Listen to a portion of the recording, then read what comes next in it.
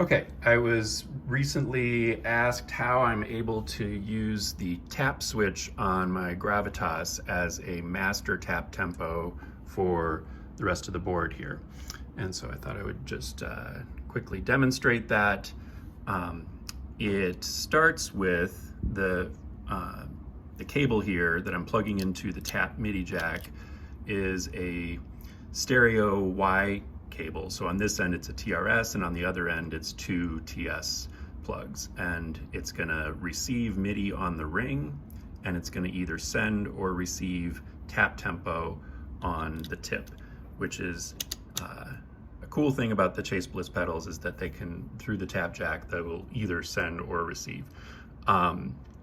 And then at the other end of this cable, we've got the red and gray plugs there going into the Disaster Area QConnect.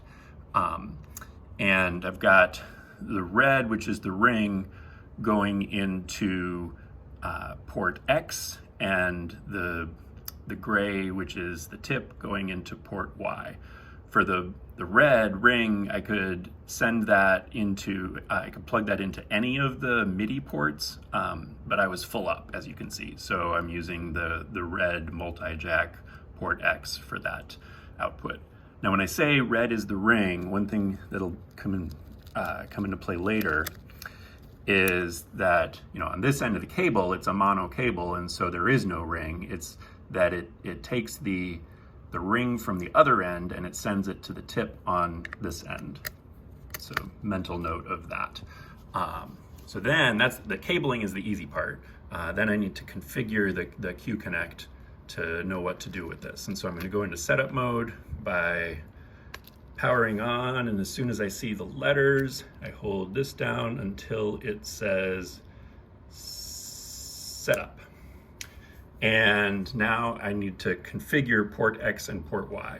So I'm going to scroll through until I see config X. And then I hold down left to edit that.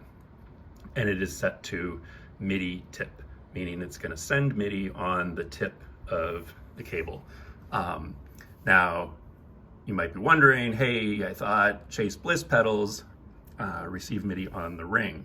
And that's what I was talking about before, where yes, at the pedal end of the cable, it's going to be on the ring, but at the QConnect end of the cable, there is no ring, and so it's on the tip.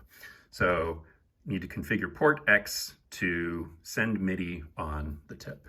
And I'll back out of here and go to config Y, edit that, and that is set to tap. And so whatever I'm on, I scroll through until it says tap. I back out of there. So that's good. It's going to send MIDI through the red cable, and it's going to send tap tempo through or receive tap tempo through the gray cable.